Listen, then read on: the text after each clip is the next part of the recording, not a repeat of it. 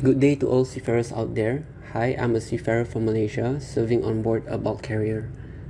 The types of goods or cargo that we normally transport are normally grains, fertilizers, and raw earth matters. On board the vessel that I'm serving are crews from various regions from China, Myanmar, Philippines, and Indonesia. On this month of June is my 6 months on board, and as per contract it's normally up to 8 months for junior officers, 10 months for ratings, and a year for a cadet. Senior officers will be up to 6 months.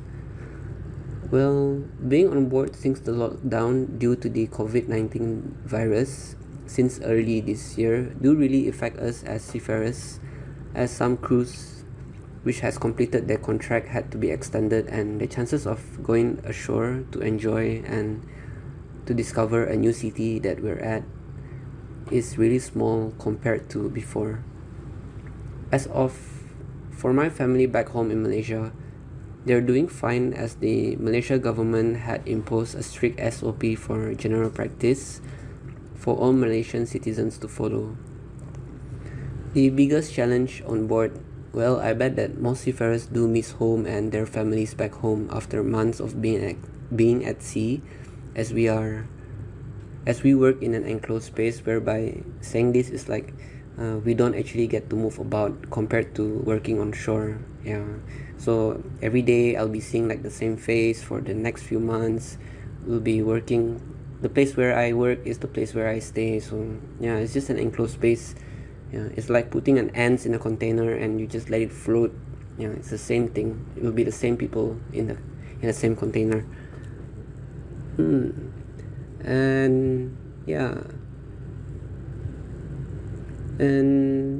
even so, we do have Wi-Fi for social media connections, but it is limited for us to use monthly.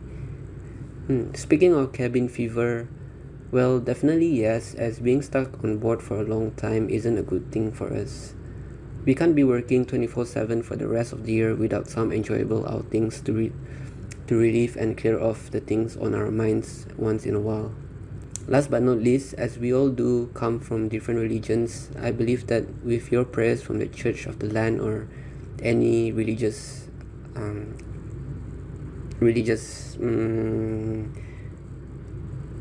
from any religious people or denominations, it's much appreciated, and much blessings to us all seafarers out here.